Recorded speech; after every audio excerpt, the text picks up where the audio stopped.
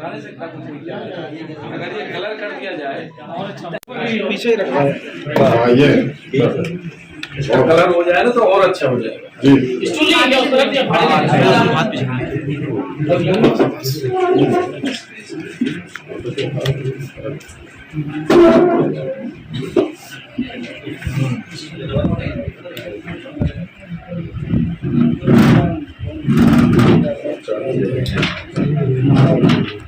Press conference को आपने आहूत किया और खासकर क्या ऐसी उपलब्धियां हैं जो अंदर जेल में बंद लोगों के द्वारा किए गए?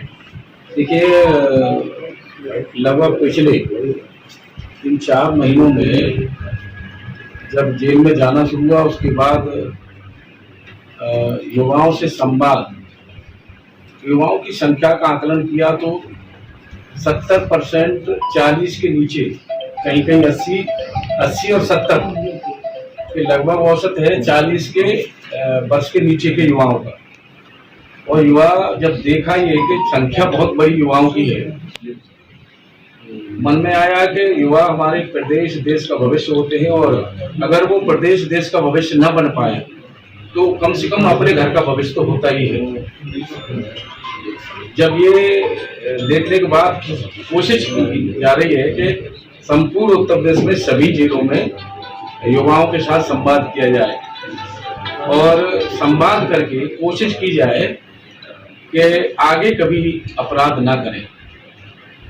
तो जब संवाद होता है तो जानने में देखने में मिला कि जैसे पीलीभीत में मैंने संवाद किया तो पीलीभीत में महिलाओं के द्वारा जो पानी में तालाबों में जलकुंभी होती है, वो जलकुंभी तालाब के वहाँ के जिलाधिकारी पुलकित खरे ने सफाई कराई। सफाई के कराने के बाद वो जो जलकुंभी जेल में मंगवाई गई और महिलाओं ने ये टोकरी बनाई, कैप बनाया, ये पूजा के लिए भी एक बनाई देखने को, और ये बैग बनाया।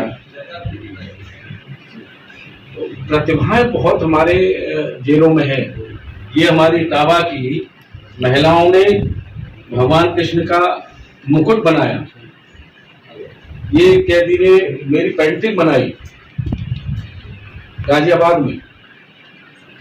शाहजहांपुर में 2 कैदी जब मैं संवाद करने गया तो भगवान कृष्ण और राधा का रूप धारण करके, वेश बना करके, और उन्होंने जब एक डांस किया भगवान कृष्ण और उनका, तो लगा कि मथुरा के कलाकारों से भी आगे है। वही फिर भगवान शंकर और माता पार्वती का वेश बना करके उन्होंने एक गाना प्रस्तुत किया।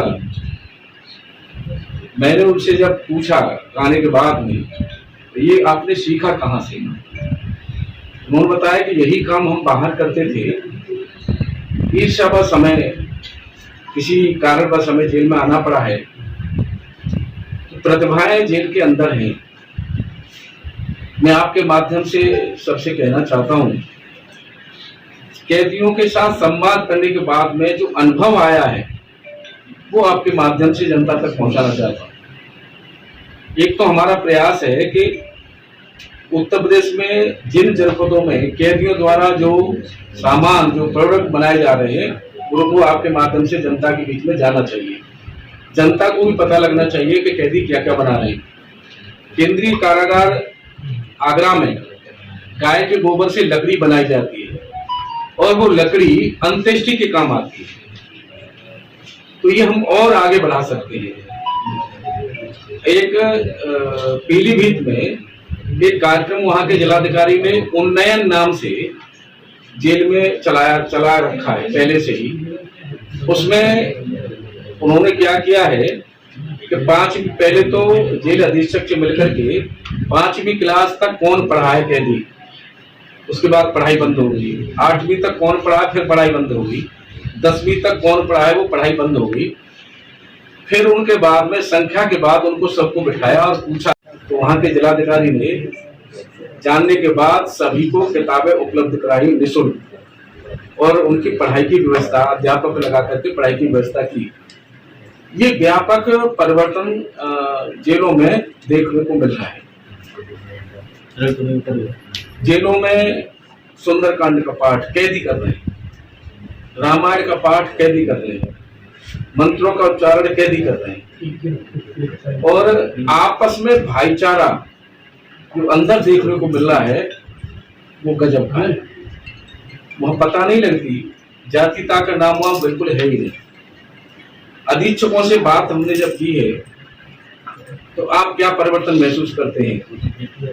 अधीक्षकों का कहना है कि जब से मंत्रों का उच्चारण हुआ है और जब से आपने जेलों का भ्रमण किया है उसके बाद कैदियों की जो संवाद आपने किया है उसके बाद में कैदियों की मनोदशा में परिवर्तन आया है। छोटे छोटे झगड़े आपस में उनके बंद हो गए हैं, अनुशासन में कैदी रहते हैं। और जब हम सुबह बैरक खोलते थे पहले तो हमें जेल प्रशासन के लोग लगाने पड़ते थे, लेकिन आज बैरक खोलते हैं, कैदी अपने आप स्वयं आकर के लाइन में लगते हैं, प्रार्थना करते हैं और मंत्र का उच्चारण करते हैं, उसके बाद फिर अपने आगे के काम कर लगते हैं। मेरे जब संवाद में जब बातें आती हैं निकल करके छोटे छोटे केसों में तमाम युवा बंद हैं। मैं जिलाधिकारी और वहाँ के कप्तान और अपनी पार्टी के विधायक और संगठन के जो लोग रहते हैं जानने के बाद उनको जितने हमारे संगठन के लोग हैं और विधायक हैं उनके साथ मेरी बैठक होती है। जब जिले में जाते हैं तो फिर उनसे बोलता हूं कि आप एक जेल अधीक्षक से आप सूची ले लीजिए मानवीय दृष्टि से और देखिए कि दहेज में हमारे विधानसभा में कितने लोग हैं जो दहेज में बंद हैं, कितने लोग ऐसे हैं जो छोटे छोटे केसों में बंद हैं। कोशिश करिए कि उनका समझौता हो जाए और जेल से वो बाहर चले जाएं, क्योंकि दहेज के उत्पीड़न में परिवार का परिवार जेल में है।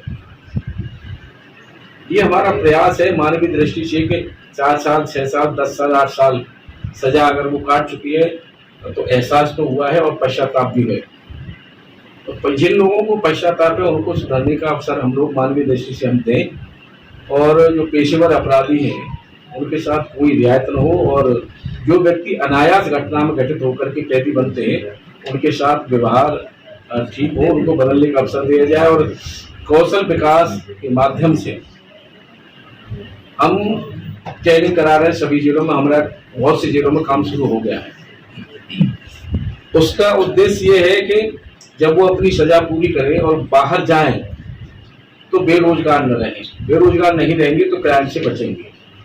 लक्ष्य हमारा है क्राइम से कैसे बचाया जाए, आगे जेल से बाहर जाने के बाद वो कोई क्राइम न करें, ये प्रयास हमारा है। और इसी के लिए अध्यापकों की व्यवस्था हो चाहे और उनको ट्रेनिंग की व्यवस्था हो, जो हम संभव हो सकता है वो करने का प्रयास कर रहे हैं। ऐतिहासिक काम आप सबने ने देखा था और आप सब लोगों ने उसे आगे बढ़ाया था कि अंग्रेजों के समय का 81 साल बाद का जेल मैनुअल बदला गया है। उसमें महिलाओं को हमने छूट दी है, मंगलसूत्र की छूट दी है, जो स्वागन महिला है कपड़े में छूट दी है, हमने नैपकिन और उसमें श्रृंगार के सामानों में छूट दी है। हमने भोजन व्यवस्था में त्योहारों पे होली दीपावली जैसे बड़े पर्व आते खीर की व्यवस्था हमने की है।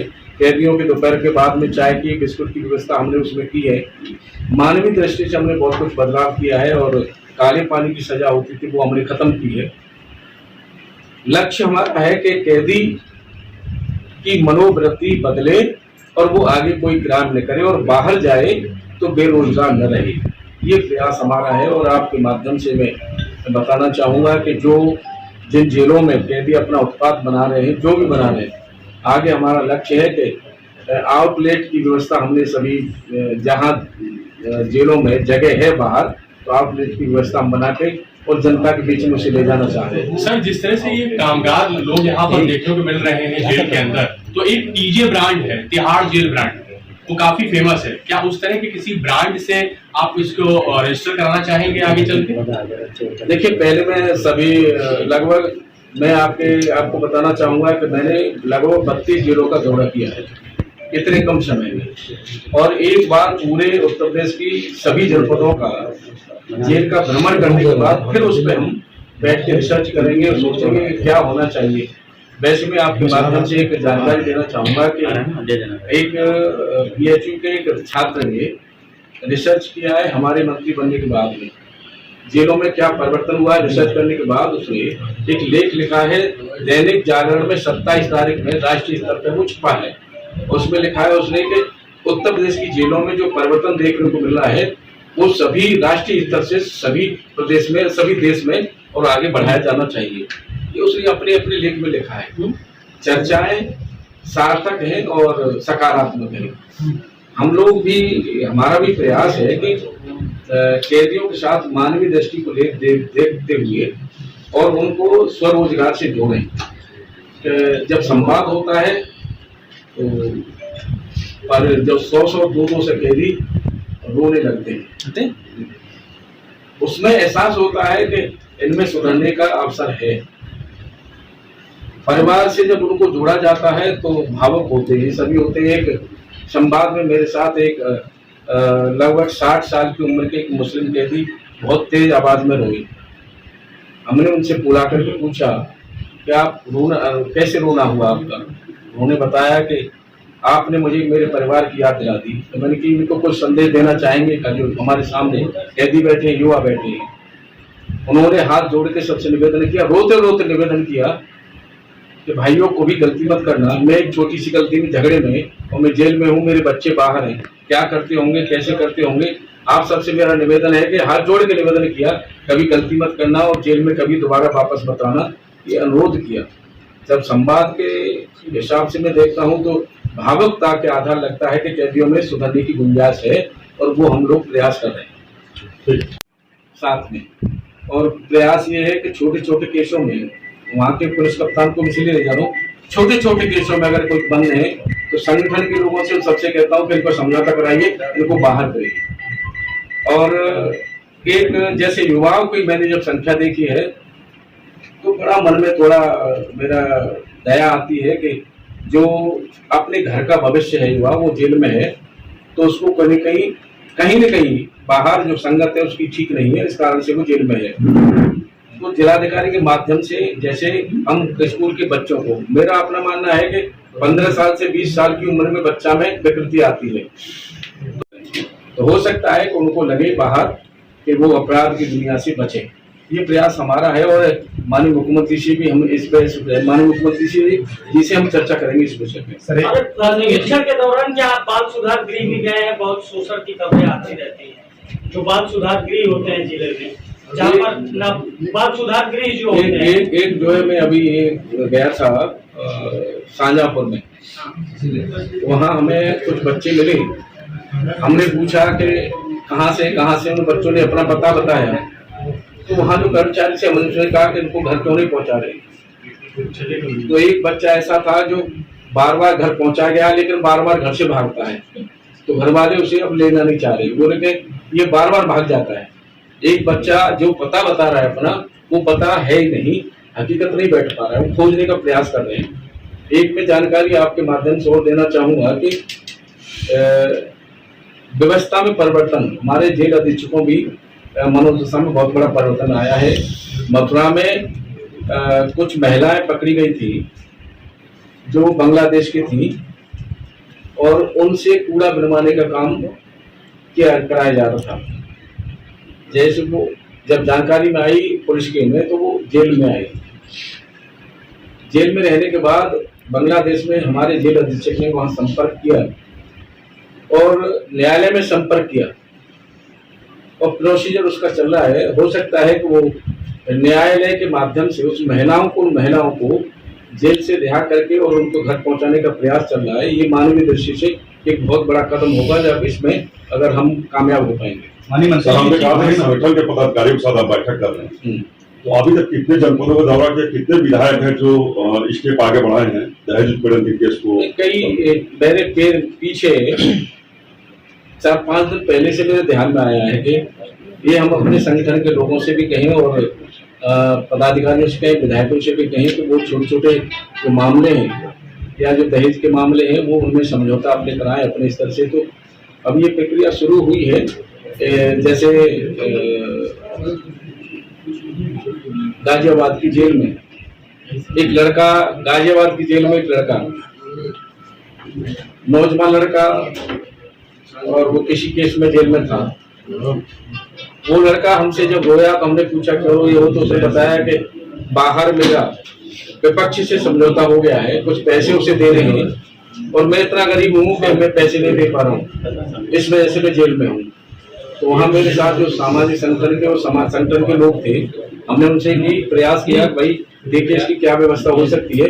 तो वहाँ कई सामाजिक लोगों ने कहा कि इसकी पैसे की व्यवस्था हम करेंगे, और उससे कैदी से कहा कि बुलाओ अपने परिवार के लोगों को और विपक्ष के लोगों को हमारे सामने समझौता करें, हम प्रयास करेंगे कि आपका जो पैसा है वो हम लोग दें।